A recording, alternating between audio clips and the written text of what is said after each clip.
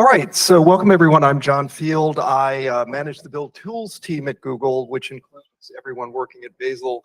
I'm particularly happy to be in Munich for this BazelCon because Munich is where Bazel had its start. Thank you. So thank everyone here. I wanted to thank everyone for contributing so much to the Bazel community, both to the Bazel code base, by contributing to a rule set, by filing an issue, by participating in GitHub discussions. You've all added to the functionality we all get to use in Bazel, and also for taking ownership of community issues like maintaining a rule set, being a steward of a SIG special interest group, by leading a SIG meeting, by hosting a community event as we saw yesterday, or sponsoring a reception. So thanks to all the folks who made the community more vibrant by contributing in those ways.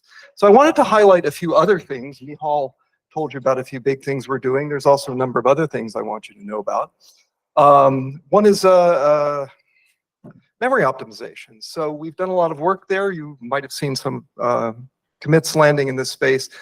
And the memory optimizations have resulted in a pretty big reduction in heap size. So retained heap between builds is now much lower than it used to be. So the blue line is the one that you want to focus on there. We recently launched Project Skymill that's been in the works for a long time. It enables interleaved analysis and execution phases. This was a big deal. These phase distinctions were pretty deeply embedded in the code, but we managed to remove them. And by doing so, it enables faster builds and faster errors too, which is not a bad thing necessarily. And it will be enabled by default in Bazel 7.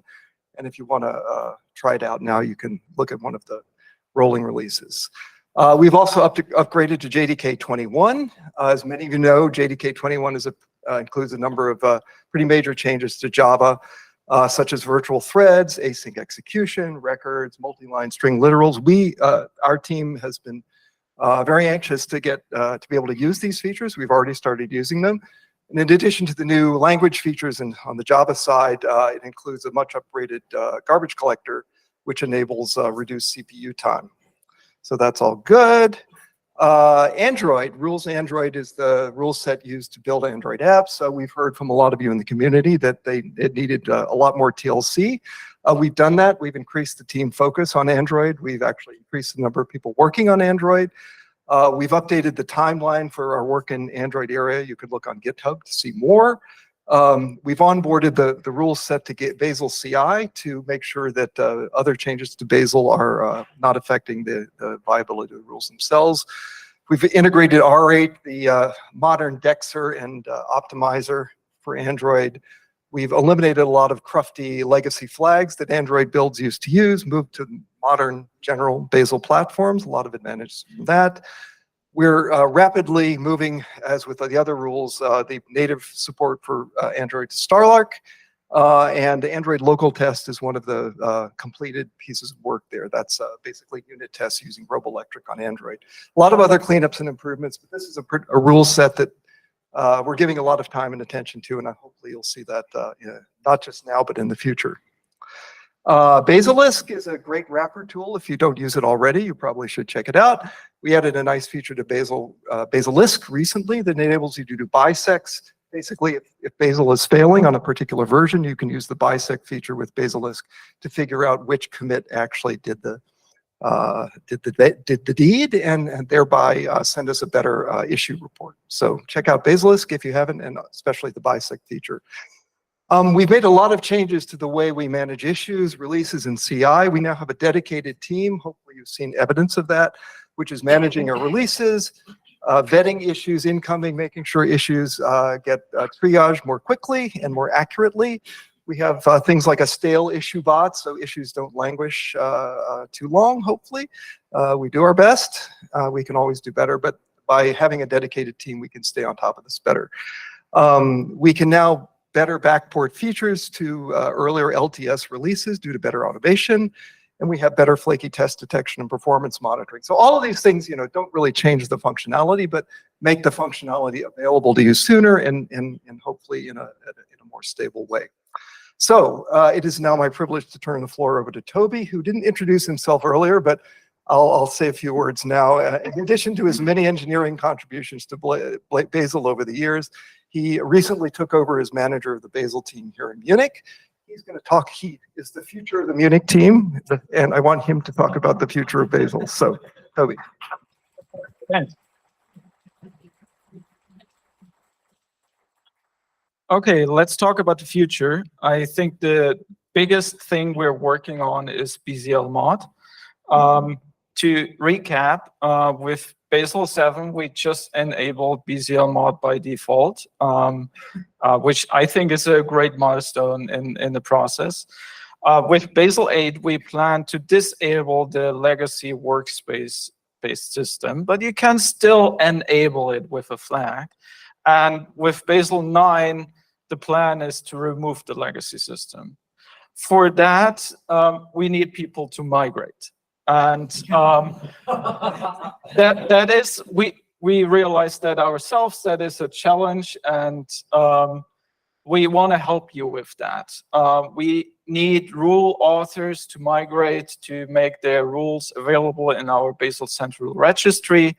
If you have issues with that, let us know, perhaps on Slack, and we are happy to help you out with the migration to BzlMod. If you're a rule owner or a project that wants to migrate, we want to learn about all the pain that you feel, and we want to improve the tooling that we give you to migrate, and also documentation, of course. We have a few upcoming features. The one that I want to highlight here is the true repository cache. So the current repository cache is basically a misnomer. It's a download cache.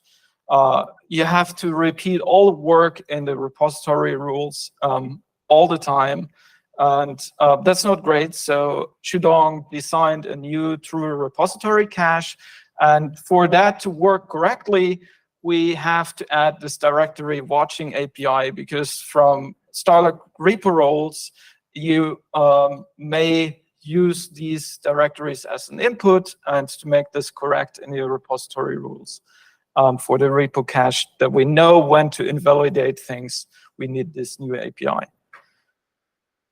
In Bazel 7, we added for BzlMod already in offline mode, but we want to go one step further and add a vendor mode where you can check in vendor all your dependencies in your mono repository.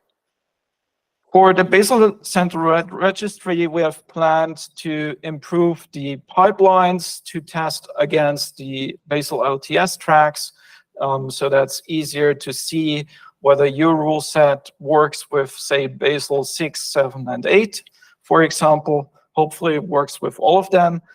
We have this Bazel features repository that you can use to help you with having one rule set implementation that works across LTS versions. And then more automation. I think when you update your rule set in BCR, it's still some kind of work, so we want to make that easier for you.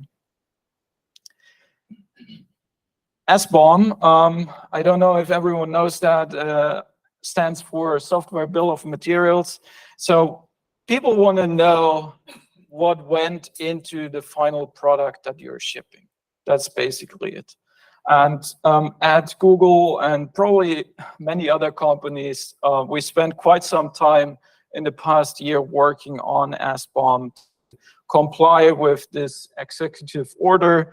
I even have the number here, 14028.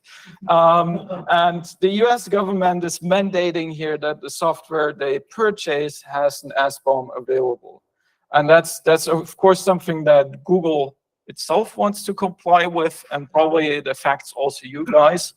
And all the lessons that we have learned internally and with people in the community, with government organizations in the past year, they are going to end up in rules license. Tony will give a lightning talk tomorrow about that and go into more details there. Sandboxing has been brought up by you guys as a concern, as a performance overhead, especially on Mac, quite often. So we started looking again into this with a fresh set of eyes. Typically, the sandboxing overhead is proportional to the number of inputs. That's because we symlink each input, and we do that in sequence. So that's maybe something we can improve. But we tried other experiments. We looked into tracing. So let the action run, observe what inputs are read, and then after the action, let the action fail if it read more inputs than it should have access to. That failed for reasons I can't recall right now, but Pedro is here, and you can ask him when you bump into him. And in the same way, we tried to avoid symlinks. Julio, a couple of years ago, wrote SandboxFS, which has sort of the same idea. You don't plant the whole symlink tree ahead of time, but you specify what's available for the action to be read. And the issue there is that too many rules don't work with that pattern. If they see more files in that directory and they cannot read all the files in that directory, they will fail. So we were quite optimistic to make this work with Sandbox exec and Landlock on Mac and Linux, but both of these experiments failed. Now, looking forward in the future, we want to still improve performance there. We will look into IO uring and also virtual threads to speed up things, to plant all these symlinks concurrently and to make things faster there. And also, Pedro put out just last week, if you go to Bazel Discuss, an idea how to improve our stashing for sandboxes, so that once you created a sandbox, the idea is that the next way around, a lot of the symlinks you can reuse, and making that a little bit smarter. That's the idea of that proposal. Please give us feedback there. We have planned quite a number of things to improve how macros work. So historically speaking, macros are a little bit like Wild West. So these macros are just essentially functions with side effects. And that's never great to have such a thing in the declarative language, right? So by the end of the loading phase, Bazel is even no longer aware that these macros existed, so it's not tooling friendly either. So we decided to look into symbolic macros. They form an entity of their own. This will allow for better interaction, for example, with query.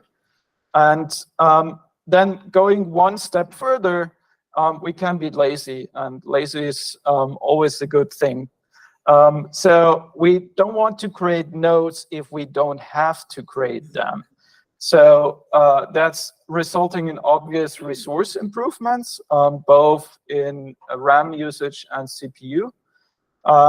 And then we consider also lazy loading of BZL files. So imagine you have a build file where you load multiple BZL files, you request a target from that build file, and for that target, you don't need any of the loaded BZL files, but you currently still execute all that BZL code.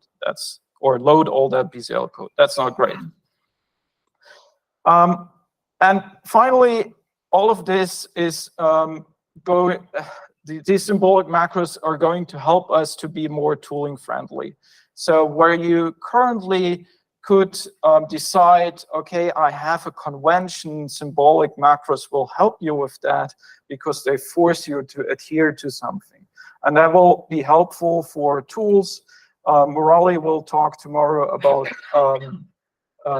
build file automation, and for things like that, it's really helpful to have these symbolic macros. Remote execution, what we have planned there is, while build without the bytes already helped us to reduce the network traffic by a lot, it takes away some of the convenience that you have now when you download all the files. All the files are there on your disk, and IDEs or other tools can access them, especially for debugging purposes. This is really useful. So we heard you loud and clear that you want to have this output service. We had some discussion there on the proposal, whether it's actually something you need or not. So we heard you there, we accepted the proposal. Tiago and Cheer are looking into that proposal right now. They have some ideas to make it even more useful. They will talk about this in the BOF session. You should be there and talk with them about this proposal and how to make this work for you, because we're doing this work not for Google in particular, we're doing this work for you guys. The issue on GitHub, if you sort the issues by thumbs up, the issue with the most thumbs up is cleaning up the disk cache. So we are finally addressing this issue. And while we are doing so, we are also looking in all the other caches and seeing whether we can set size limits and clean them up in a way that is useful for you. And finally, I think we have seen that yesterday at the community day that debugging cache hits is an issue, and that's important for you guys if you use remote execution. The execution log is one mechanism to do so, but it suffers from a few problems, and we want to address at least the size issue and performance overhead issue, and give you some more tooling to compare to exec logs and to understand where things go wrong and why you don't get the cache hits you desire.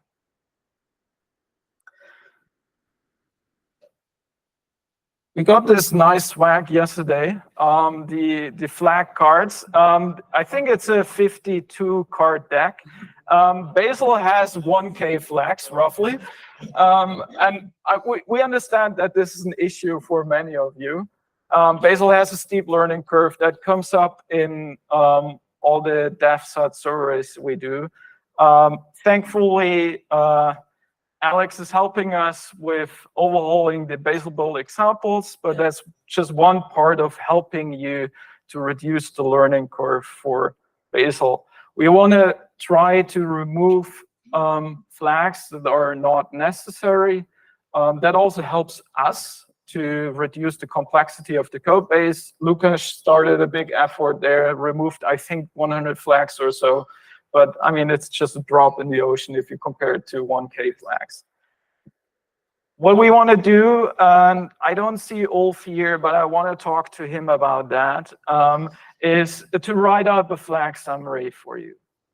Because out of the 1,000 flags, there's probably just 50 that are actually relevant for users. And we want to work with you to write up a good documentation for those 50 flags and recommend those to you.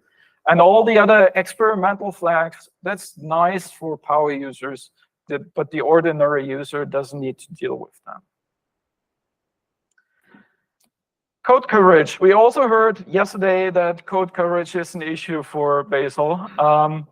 It has, unfortunately, insufficient documentation. There's some confusing flags. Some people would even say they're the mystery flags and attributes there. It's unclear how to make this work from Staller correctly. Bazel only handles LCOF data. So what we want to do is fixing baseline coverage. Charles put out 2 documents on GitHub discussions recently. Please have a look, engage with him, and check out his proposal for a new API that would work cross-language, where you specify converters in a new provider, and after text execution, Bazel would call these converters and then merge all the things together. And hopefully that addresses the pain points that were mentioned yesterday as well. Let me finish off with what Lukas recently said is a wild idea, which is not a 10x idea, but a 1/10 idea. So Bazel or Skyframe keep a lot of state in memory. We do that to be incrementally fast. But it's also wasteful at times.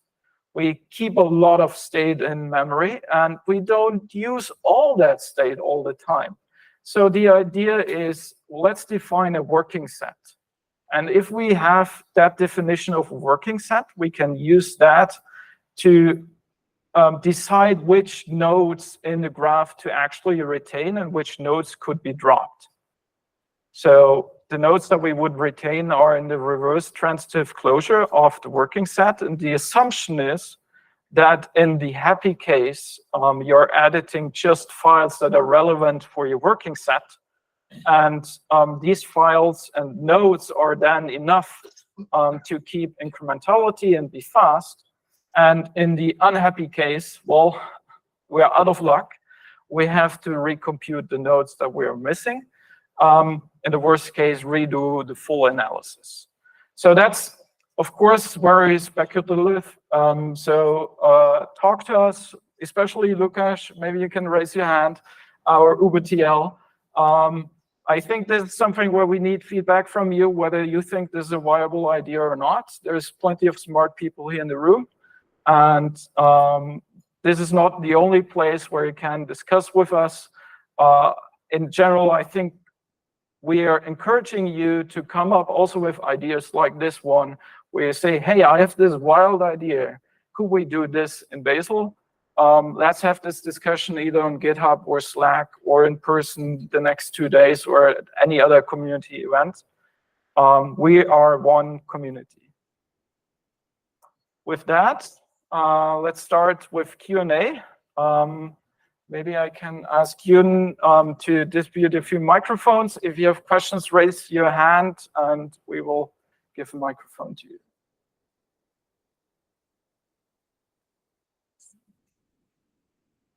Hi, just on the optimizing Bazel RAM usage. There are some flags to let Bazel manage jobs RAM usage better, but they don't seem to be particularly filled out yet.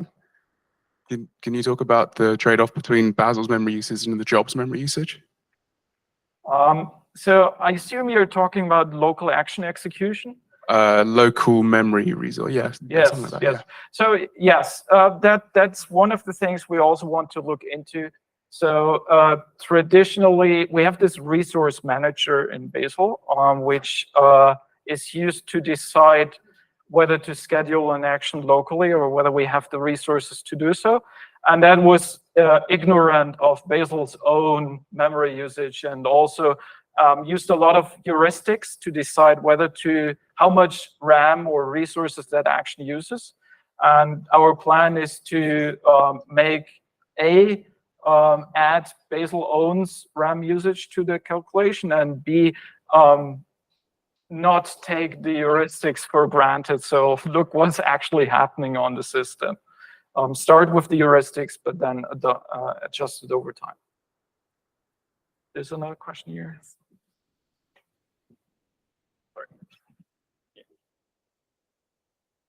Great. Hi. I was just wondering, with regards to sandboxing, have you looked into maybe borrowing a few ideas from the remote execution environment? Because quickly setting up environments with lots of inputs is kind of all we do over there. I'm happy to talk about that with you, and probably we should loop Pedro in that conversation. Let us know what ideas you have. Oh, yeah, we can talk about that later.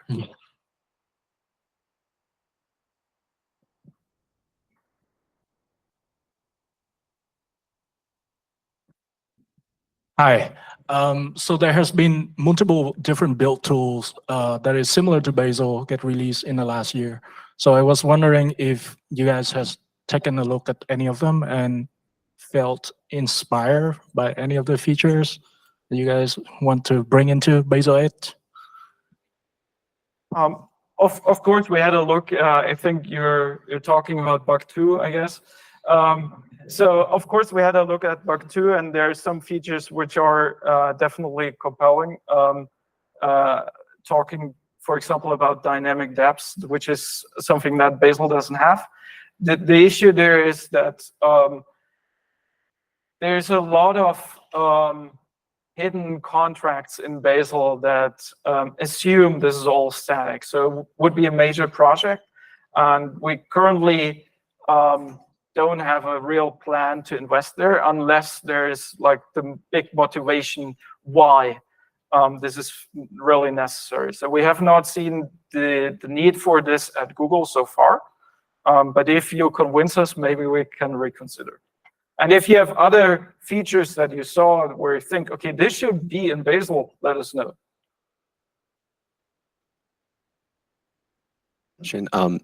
About telemetry, are you going to provide like pretty comprehensive legal documentation? Because obviously there's going to be insight from legal teams on that to make that conversation easier to have for teams about enabling that. I'm imagining it'd be some kind of flag.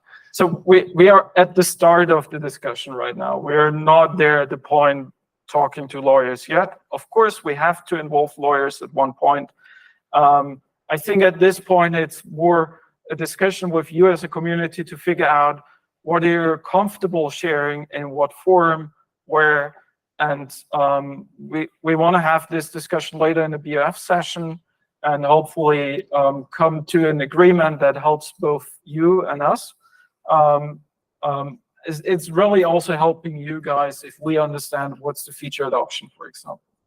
And then at a later step, we find out what's the legal framework and how it's going to work. What's the roadmap for C++ module support? I don't not know. LLVM modules, but proper C++ modules. I can't answer that question. I don't think Evo is in the room right now. So bump later into Evo and ask him that question. I'm asking because it dominates my uncached CPU time, basically. Okay, well, that's a fair point.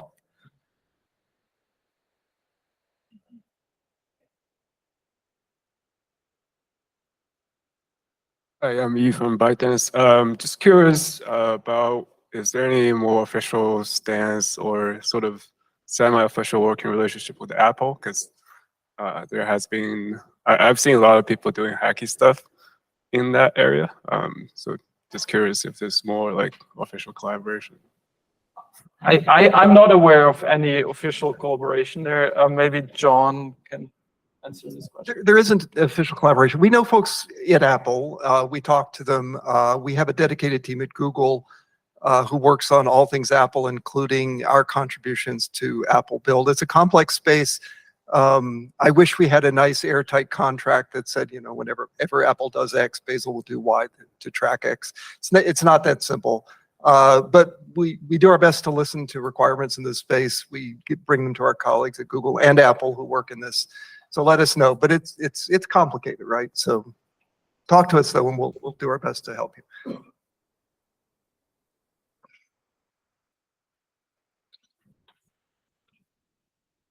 Very quick, sad one. Any investment in Windows support? Actually, at the current moment, we don't have a big investment into Windows support. We do some critical bug fixes if they arise. But I mean, if you're interested in helping out, that's very welcome. Not loving it. I guess I can also say something. But there's no active like involvement in developing new features. For example, sandbox support for Windows, but we'll promise not to regress any support for Windows. Like if someone develop a new feature for Bazel, it should work on all three platforms, right? Yeah, but I know Windows has been difficult. Our test coverage hasn't been so good compared to other platforms, but we'll just keep it running. But if you are willing to contribute, very welcome. We'll take your PRs. Yeah. Hey, thank you. Oh, there's one more question. Okay. All right, maybe this is a little bit off topic. Our team is very happy with Bazel and we earned a lot with it. But what about developer IDE tooling support? More closely, VS Code extension, which feels a little bit abandoned at this point. This is some of the things that we cannot support. Like this is something where we would ask you as a community to own that. to own the plugin support for IDEs. Hopefully, the build server protocol makes things easier, as we heard yesterday, to write once and use it in multiple IDEs. Okay, with that, I'm handing the stage over to Benjamin from Engflow for the next talk.